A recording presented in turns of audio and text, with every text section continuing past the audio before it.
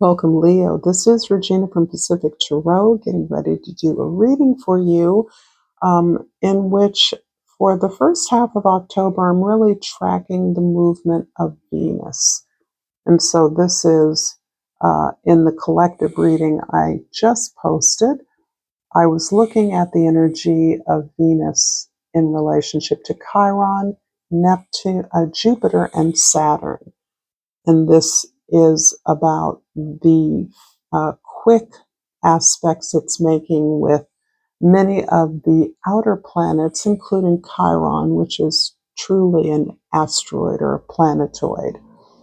And now I'm looking for this current week, mid-October, at Venus's relationship to Neptune, Uranus, and Pluto, the really three outer planets that is describing the way that we are releasing the hold of an illusory past, a past that we perhaps have romanticized or idealized in some way, a past in which the one we really wanted got away, or the love that was better than the love we have now existed and feels inaccessible except through our dreams, our fantasies, and how much the dissipation of our valid energy and power has been leached to the avoidance of our present state.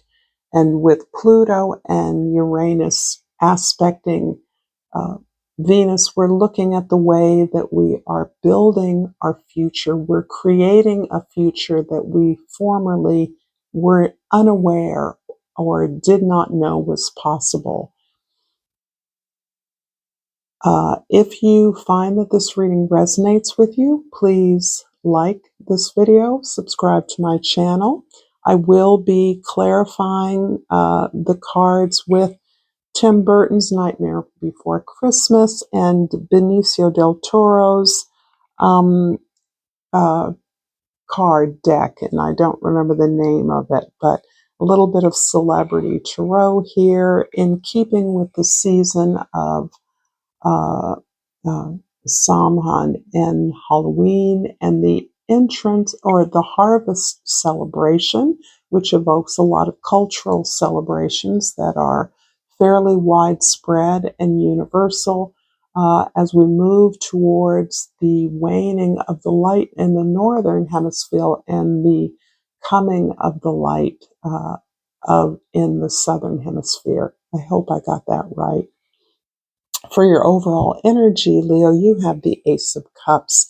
This is all about the open-heartedness that you are bringing to the experience of love. And this really does affirm that your sense of balance, harmony, value, worth in the world, the way you invest in and take care of yourself and your resources is really a focus point for you at this time.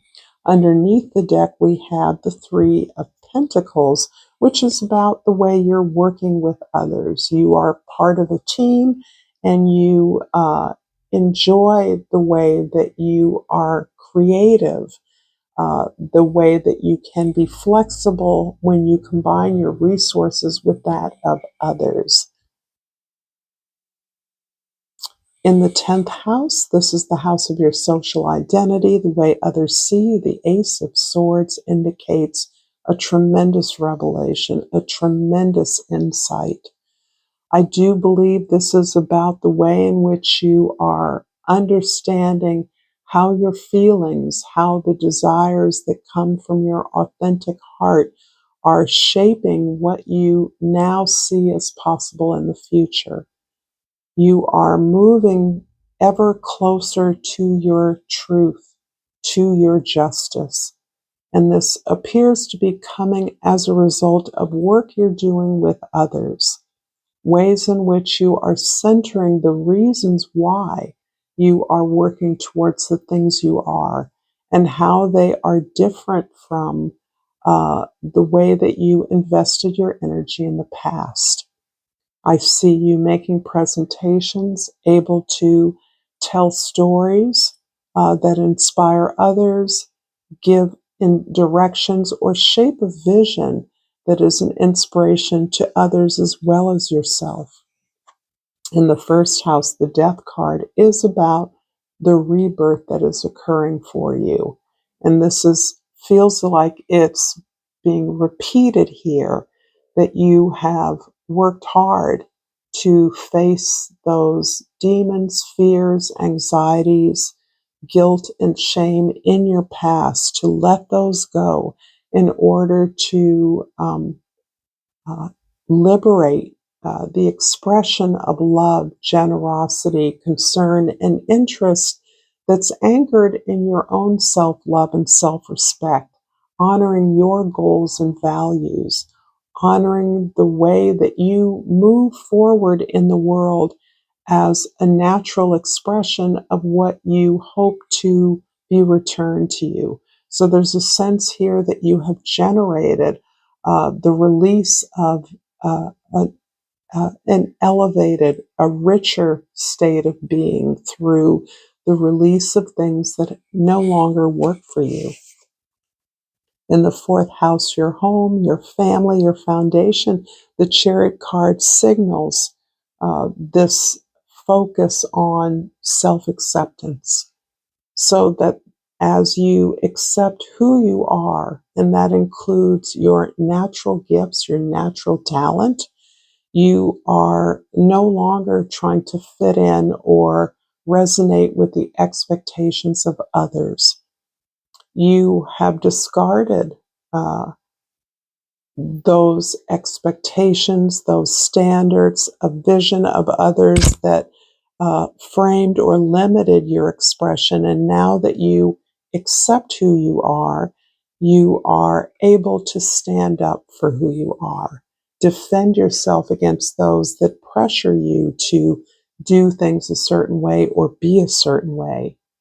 And that sense of standing up and defending your right to be, do and be what you want to be, you are moving very rapidly towards the achievement of a goal. In the seventh house of significant others, you are recognizing a soul bond. Perhaps this is a bond with a loved one of any sort, friend, relative, romantic partner, spouse, uh, as a result of your own ability to look at who you truly are and what you truly want. You now see the path of your unique destiny fulfilling itself through your life, and you actually feel prepared and clear about what your service is, what your mission is. This is something that has you've encountered along the way. Perhaps it's an opportunity or a relationship that never worked out in the past, but you now see opportunities to see it flourish. You now understand how to support this energy to build a relationship that is truly and deeply reciprocal, that is a match for who you are and what you would like to work towards with another or others. I'm going to clarify these cards with the two decks I mentioned earlier, and I will pull an oracle card at the end. But if this reading is resonating with you so far, please like this video and subscribe to my channel. I appreciate all the support that you give me. So I'm going to use the Benicio del Toro's deck, whatever it's called, and clarify the death card in the first house with the moon, and there's something stuck to it underneath, the Seven of Cups. Beautiful. This is really showing the richness of your meditative life, your perhaps your counseling or uh, opportunity to share your story with another, to look deeply into your past experiences, to face your fears with guidance. And however you do it has been very fruitful, has been very rich for you. This recent full moon in Aries, excuse me, is something that perhaps really exploded a number of opportunities before you. Many options. Perhaps there have been, you are actively dating, and suddenly there are a number of interesting prospects for you. Or perhaps you've been doing a lot of therapeutic healing work, and suddenly there are a number of uh, remedies or pathways to healing that are available and productive in this journey. I do see you getting support in exploring these deeper subconscious areas in your life, but that you are often overwhelmed by the amount of information they're giving you, the amount of feelings that are triggered by your exploration of your unconscious mind. And this release is really helping to get you unstuck, to separate you from the past in a way that is generating this rebirth in a much more uh, in a richer, more emotional way. In the fourth house, the Chariot card is clarified by the Hierophant and the Six of Wheels. This is the Six of Pentacles. I think there is somebody, the idea of a mentor, an assistant, a counselor, an advisor, a therapist, a teacher is something that is coming through very strongly. And this teacher may be a mentor, may be a supervisor, may be a colleague or co-worker, someone that you are working through in a way that is forming the basis for the way that you work with others. There's a great deal of balance in all of your exchanges, and you're being aided and shown this method via the teachings or the interest advisement of another. So you are feeling good about the ability to state your needs up front clearly as the beginning of your uh, entry into negotiation or understanding terms of engagement. And this is a step that is often neglected, particularly when it comes to relationships. When there is a sense of connection, we often assume things about the needs and desires of others, just as others assume what we want or who we are, without the opportunity to put that on the table in clear, tacit terms. And this is what you are learning to do, and this is supporting your ability to own your own gifts, to accept who you are, and to understand that your needs are valid and that there is a way to address those needs in relationship that is not about fighting or abandonment. So this is about learning the way relationships can be reciprocal, supportive, and productive. In the seventh house, the Judgment card is clarified by, every time I pick a card, there are two: the High Priestess and the Valet of Blades, which is the Knight of Swords. The High Priestess is about all the wisdom that has been gained from all of the experiences, particularly those experiences that you are now releasing. This wisdom is something that you hold. This is knowledge for you. This is not knowledge that you share with others. However, the methods of reclaiming what is yours, reclaiming who you are, and that includes the sense of alignment with your gifts, your frailties, your weaknesses, as well as your strengths, is in part how you are learning to leverage uh, uh, these skills, stepping into a position of power and authority. Then the Valet of Blades is about you being curious. The way that you've come to this deeper understanding is challenging your expectations. And the way that you are in a place that you perhaps did not imagine you would be is because you are open to new information. You're open to the inspirations of others and the knowledge that you are seeking out and gaining. You're aware that you need to know more in order to begin. This is really about you understanding that you are scratching the surface here of a whole new future that is shaping up in a way that you feel in control of. And the Ace of Swords in the 10th house is clarified by the Six of Wands. And I'm going to take the top card only up. I'll take the bottom, the Magician and the Nine of Pentacles. Doesn't seem fair to just pick the one I want. So this is about what you're learning, what the justice you're seeking, the truth you're finding. The Six of Wands is about what appears to be victory, recognition. There's even a little bit of a show-off display vibe here, Leo, which is not unusual for you.